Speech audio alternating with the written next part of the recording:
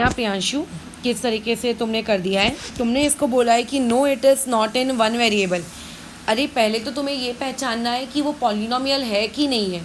तो तुम्हें ऐसा क्यों लग रहा है कि ये पॉलिनोमियल नहीं होगा? वो इसीलिए क्योंकि 3 के पास ये अंडर रूट आ गया है। तो ध्यान दो, मैंने ये शब्द क्या थे, मैंने ये कहा था कि जो एक्सपोनेंट है उस एक्सपोनेंट की जो पावर है ना वो होल नंबर होनी चाहिए, या फिर एक्सपोनेंट वेरिएबल की जो पावर है वो होल नंबर होनी चाहिए, और वेरिएबल की पावर में कोई नेगेटिव या फिर फ्रैक्शन नहीं आना चाहिए। 3 वेरिएबल थोड़ी ना है, तो तुम उसको रूट आए या उसको रूट ना आए इससे कोई फ़र्क नहीं पड़ता करके, ठीक है। उस चीज़ को तुम्हें कैसा रखना चाहिए था करके कि हाँ yes it is a polynomial. और दूसरी चीज़ यहाँ पे, क्या तुम्हें y के अलावा यहाँ पे कोई दूसरा वेरिएबल दिख रहा है क्या? ऑब्वियसली नहीं, यहाँ पे कोई दूसरा वेरिएबल नहीं दिख रहा। तो ये इम्प्लाइज करता है करके कि ये एक पॉलिनोमियल है और वो भी 1 वेरिएबल में, ठीक है। अच्छा, और यहाँ पे तुमने इसको लिख दिया कि yes it is a polynomial. ये कहाँ से पॉलिनोमियल है? ये देखो यहाँ पे वेरिएबल x को ये अंडर रूट लगा हुआ है। इवन ये सवाल भी तुमने गलत लिखा है इसमें। हाँ सवाल देखो, यहाँ पे x को अंडर रूट लगा है, यानी कि x को मैं क्या लिख सकती हूँ, x की पावर 1/2। तो किसी भी वेरिएबल की पावर होल नंबर आनी चाहिए, ना कि फ्रैक्शन, ठीक है। तो ये आपका पॉलिनोमियल ही नहीं है। वो जो अपना पॉलिनोमियल का फर्स्ट वीडियो था उसे वापस से देखो।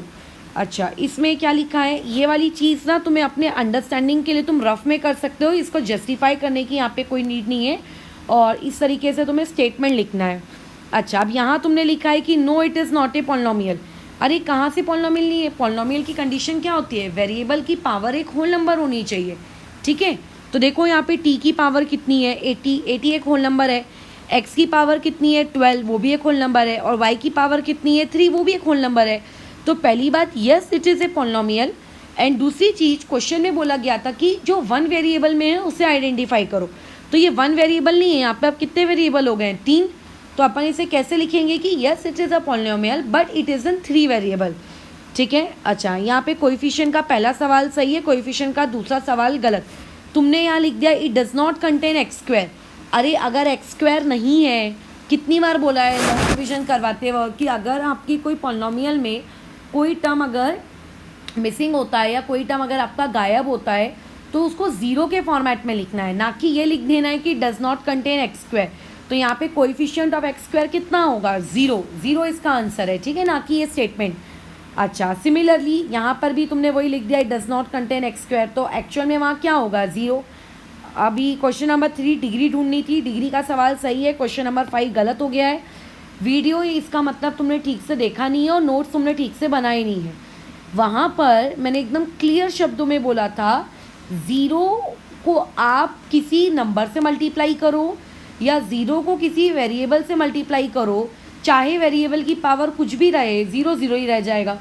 तो अगर मैं 0 की पावर x मतलब 0x की पावर 0 लिखती हूँ तो भी चलेगा, 0x की पावर 11 लिखूँगी तो भी चलेगा, 0x की पावर 1,32,000 ऐसा मैं कुछ लिख देती हूँ, मान लेते हैं, ठीक है, तो भी चलेगा। कुछ भी लिखूँ वो चीज़ रहनी तो 0 ही है।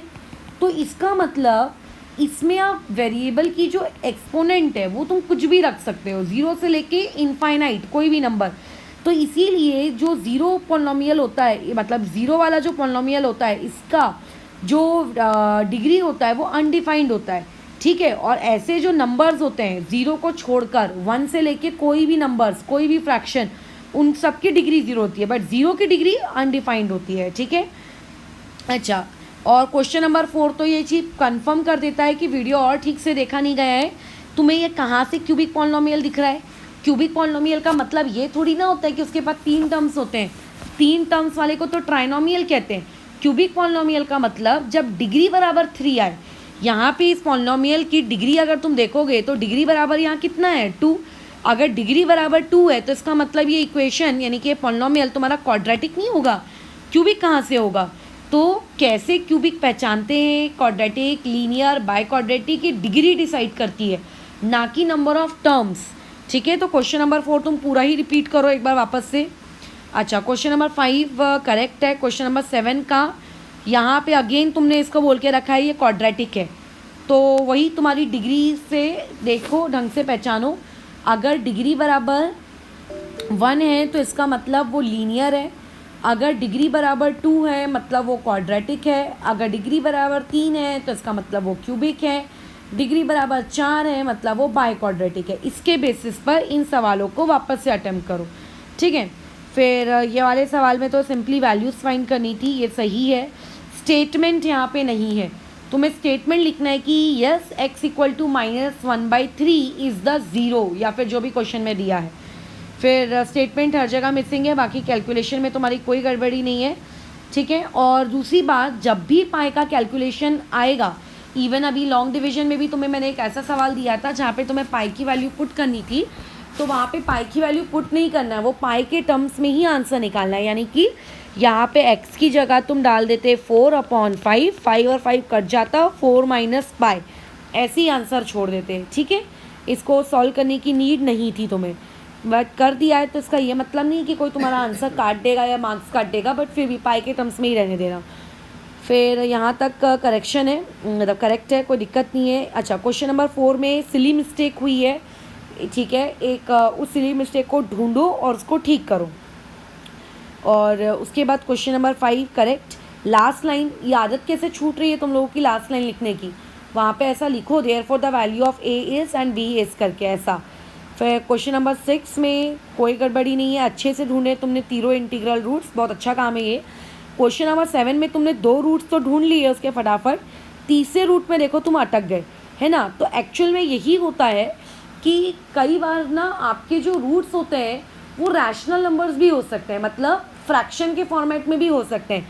अब हम लोग कितने सारे फ्रैक्शन सोचते बैठेंगे, तो ऐसे में क्या किया जाता है, जो अभी हम लोगों ने कल वाला लास्ट वीडियो देखा हमारे पॉलिनोमियल चैप्टर का, कि जब भी एक क्यूबिक पॉलिनोमियल आती है और क्यूबिक पॉलिनोमियल के फैक्टर्स निकालने को बोले गए या उसको फैक्टराइज करने को बोला गया है, तो याद करो हम लोगों ने पहला वाला रूट हम लोग हिट एंड ट्रायल मेथड से निकाल लेते हैं, बाकी के 2 हम लोग लॉन्ग डिवीजन मेथड से स्प्लिट करके, ठीक है। तो वो वाला तरीका यूज़ किया करो, क्योंकि कई बार इतने आसानी से मिल भी जाएंगे और कई बार नहीं मिलेंगे।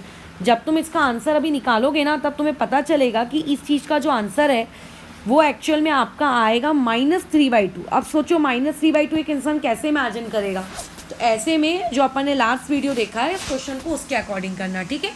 और यहाँ पे अगेन तुम्हारा पूरा जितना तुमने भेजा था ये वाला फर्स्ट डे का काम ये फिनिश होता है, और सेकेंड डे का काम तुम्हारी तरफ से अभी तक आया नहीं है, ना तो लॉन्ग डिवीजन मेथड ना तो कुछ और, ठीक है।